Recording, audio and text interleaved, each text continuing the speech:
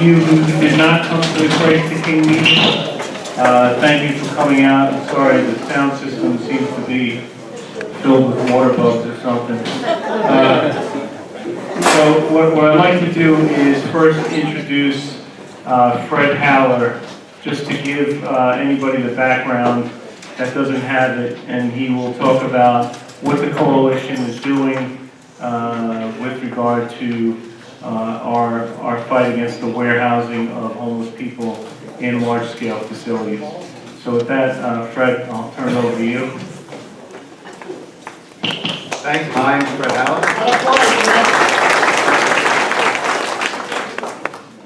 Okay, for those of you again who aren't at Christ the King, we formed a coalition mainly of civic associations of both Glendale and Middle Village.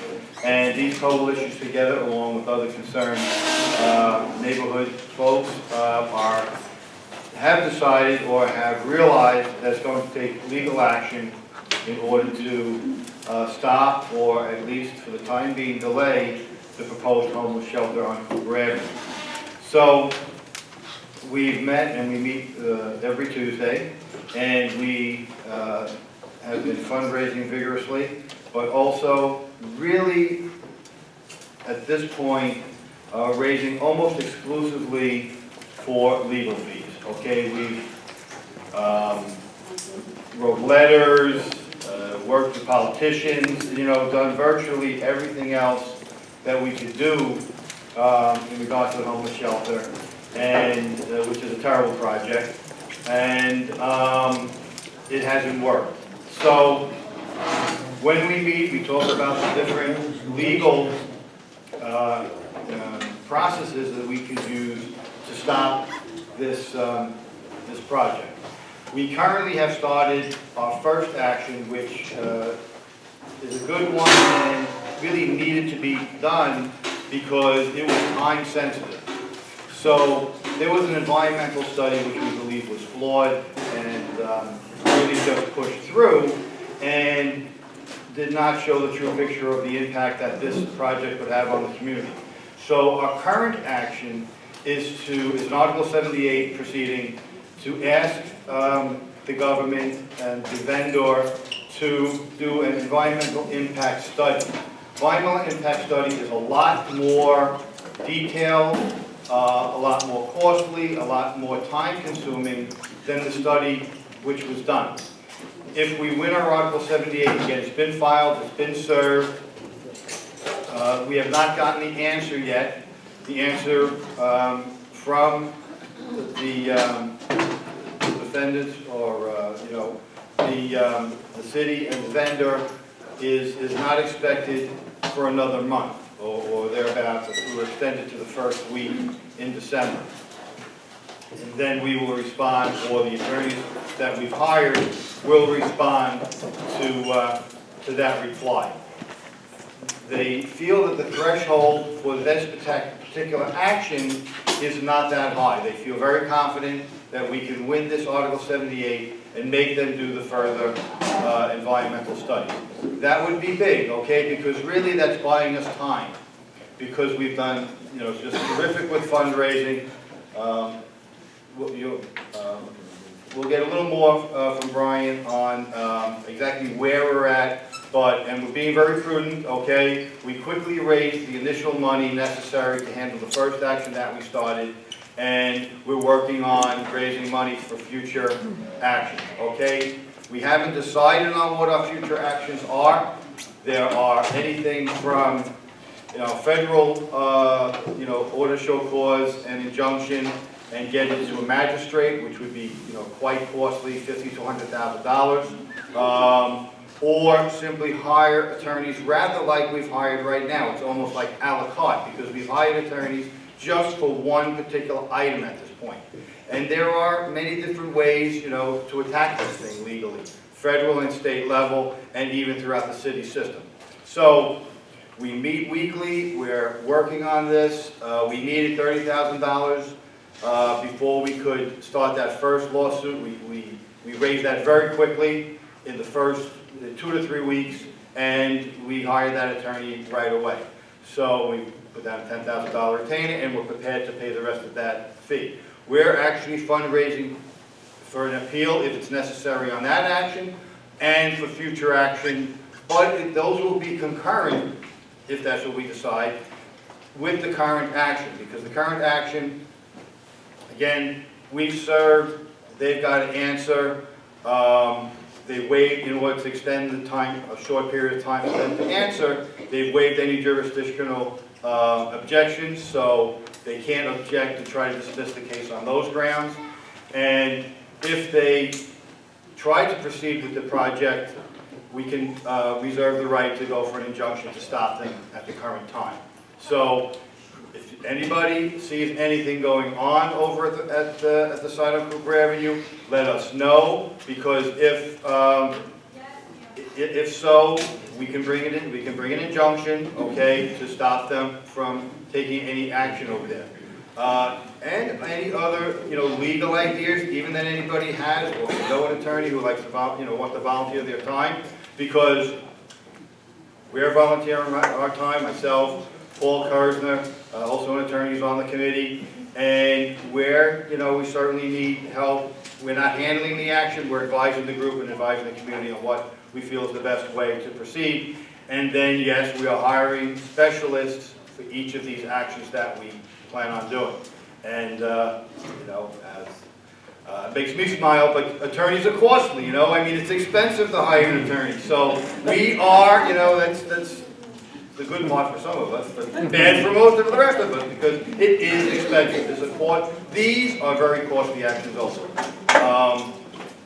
Not a lot of attorneys in this neighborhood could bring an Article 78 proceeding of this type. So we went out of the area, to get a specialist for this type of thing. And that's the kind of people we'll be hiring for the different types of actions that we're doing. So that's sort of the legal background of where we are. We're really in the middle right now of one of the lawsuits, but we do intend on bringing whatever else is really necessary. So if someone can come up to me, I'll be sitting up in the front when they take a break, or however the meeting is conducted, and you'll hear more about the rest of what we're doing, or really how we're raising money for this, okay? Because now that we've really decided to go the legal route on this, it really comes down to getting everybody involved in the community and raising money, and they'll talk about block captains and how we really have, have a target area of those people who live closest, who will be most impacted, and trying to organize all of those folks together to do the best we can. Okay, so I'll turn it back over. I'm available. I'll be here all night if there's a break or at the end, and certainly I'm willing to talk to anybody who has any ideas or information that we could use. Thank you.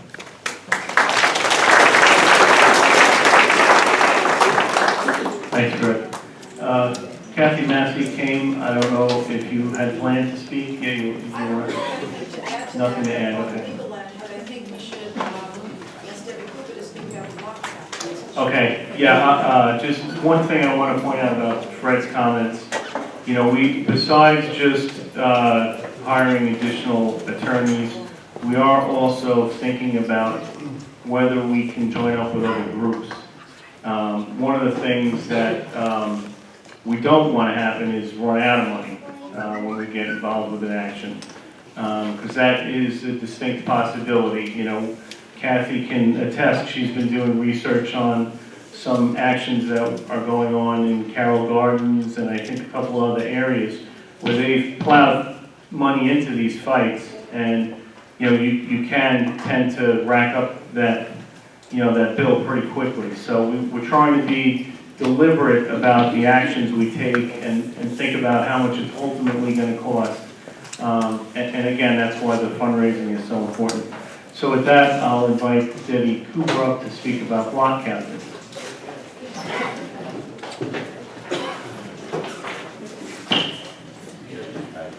Good evening, everyone.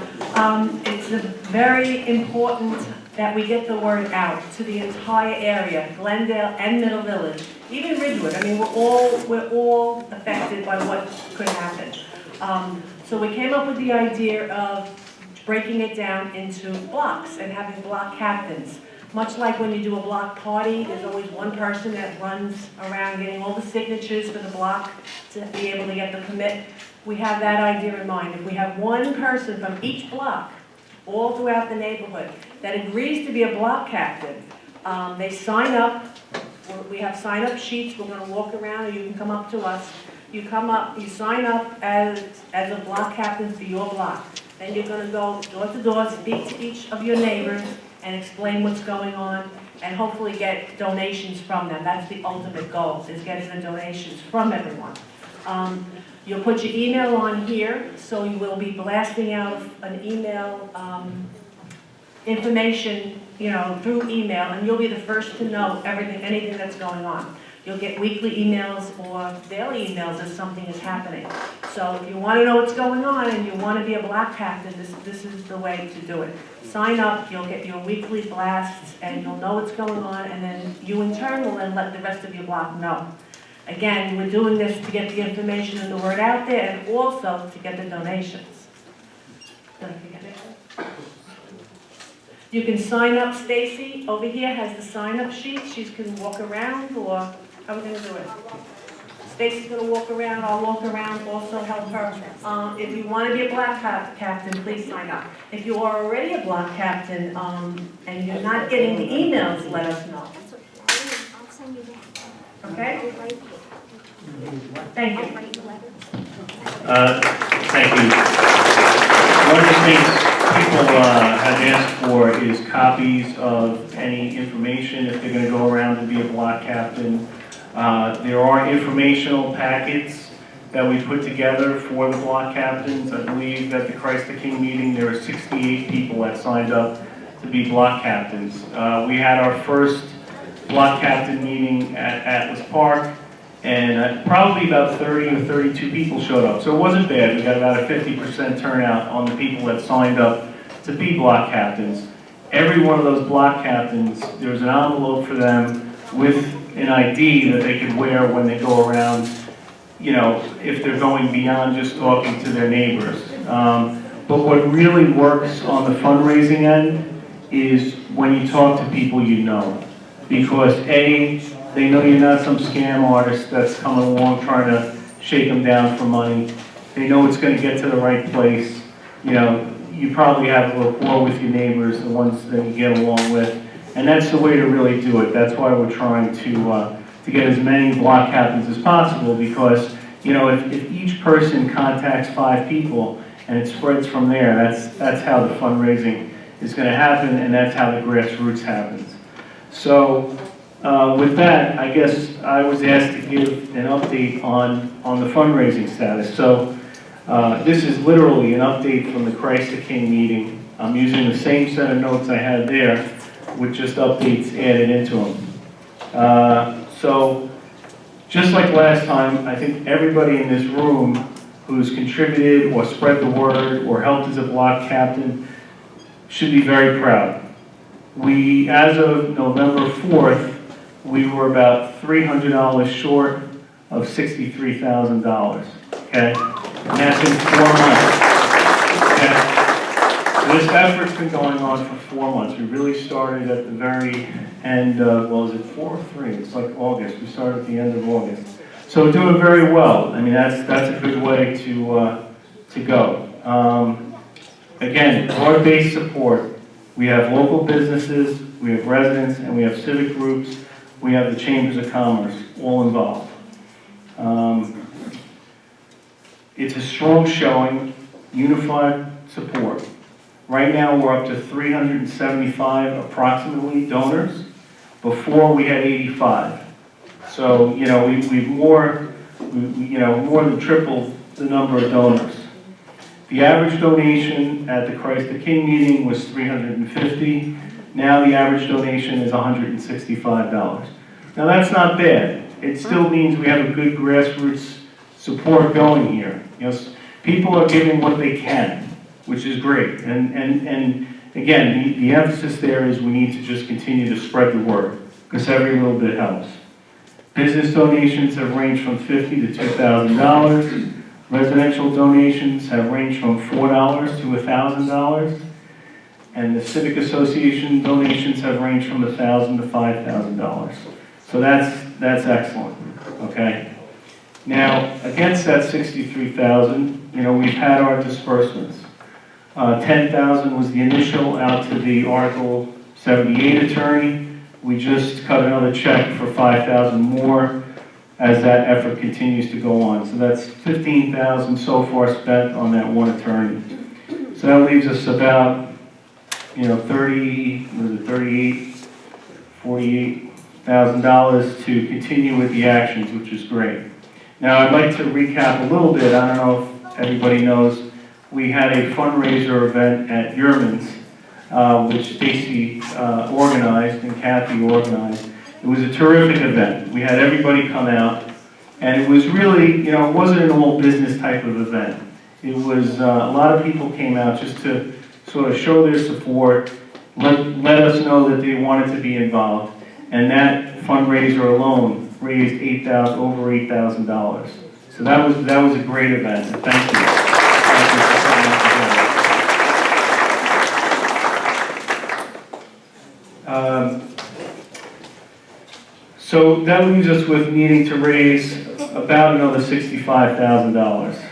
And again, we're going to get there over the next few months by the grassroots support and getting out there and spreading the word. Again, if everybody gave $50 or $100, every affected family, I think we'd make it there in no time.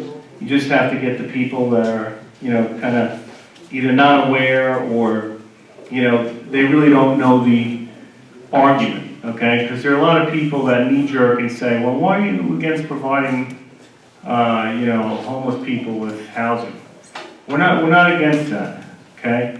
What we are against is this facility that's formerly a manufacturing facility. First of all, we should have manufacturing in there because it would bring jobs to the area, okay? What we're not doing is, you know, we're bringing in more, you know, we're trying to institutionalize welfare instead of bringing in jobs to the area, which I really, you know, I feel strongly about.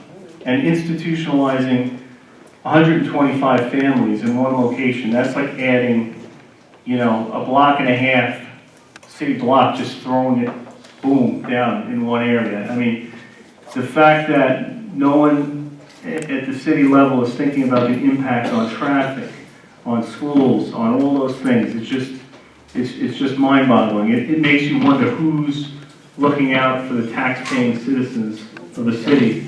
And I hate to say, sometimes the answer is nobody. So if anybody wants to remain anonymous, we also have the GoFundMe campaign. That is an online campaign that you can use a credit card if you want to give a donation through there. And it gives you an option of selecting anonymous. So in case, you know, you might be embarrassed by your friends or something, you don't have to put your name there. You remain completely anonymous. The other thing I'd like to point out is we're trying not to accept cash, because it just makes it more difficult to keep track and keep detailed records. It's better if we get a check or a money order. I mean, if you really want to remain anonymous, you can always submit a money order, but it's a good way of at least having some level of tracking. So that's really it. Well, I guess what I would end off with is we do need more block captains. We do need the block captains that are out there now to go around more. We do have a subcommittee that is going to be more active in terms of the block captains, making sure they have materials to go out with, and that we cross off the areas that have been covered. You know, there seem to be kind of patches, and we've got to make sure that we're hitting the areas that have been missed so far. And like I said, I think another 3 months or so, or 4 months, I think we're going to meet that goal. And I want to thank you all for your support. I want to thank everybody for all their efforts in this regard. Talk a little bit more about that. Sure, Kathy wants to say some words. Yeah. I just want to talk a little bit about the block captains, and I know it sounds like a lot of responsibility, but I'm the self-appointed block captain for Duran Avenue, and I see a lot of my neighbors here tonight, and they all have been very generous. It was as simple as taking a form letter that we have and putting a personal note on it from me and leaving it in their door and asking them to return a check to my house. And we collected several $1,000s that way on one block alone. And I think that's a simple way to do it. So it's not really that difficult to become a block captain. We also, what we want to hand out tonight is, if you don't have someone on your block that's a block captain and you want to be involved, we have these envelopes, they're self-addressed. We're going to pass them out tonight. You can write your check to the Glendale Middle Village Coalition and put a stamp on it, and it's mailed to us, and we'll take care of it from there. And if anybody have any questions, I'm going to stay here with Stacy. We'd like to have another fundraiser very similar to what we did at Yearman's, probably in Middle Village, and Brian will keep everyone informed when and where exactly that's going to be. And thank you all again for all your support.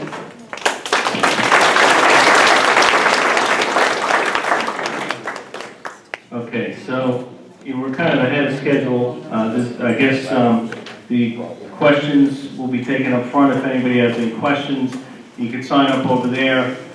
We did schedule, I wish everybody would come out for the regular Glendale property owners meeting. I see a bunch of regular Glendale property owners, people here. If you are interested, we do have sign-up forms for Glendale Property Owners Association. We meet here first Thursday of every month. We talk about homeless shelter, we talk about traffic issues, we talk about quality of life issues. Please come out. And if you can't make every month, come out every other month. If you can't make every other month, come out every 3 months. We just want people from the community to be involved in the quality of life issues that go on, okay? And we work closely with Community Board 5, we work closely with the police precinct, we work closely with GCOP, and that's what we try to do. We try to make people's concerns known to those who can have an impact. I want to thank you again. We're going to go into our regularly scheduled Glendale Property Owners program. Thank you.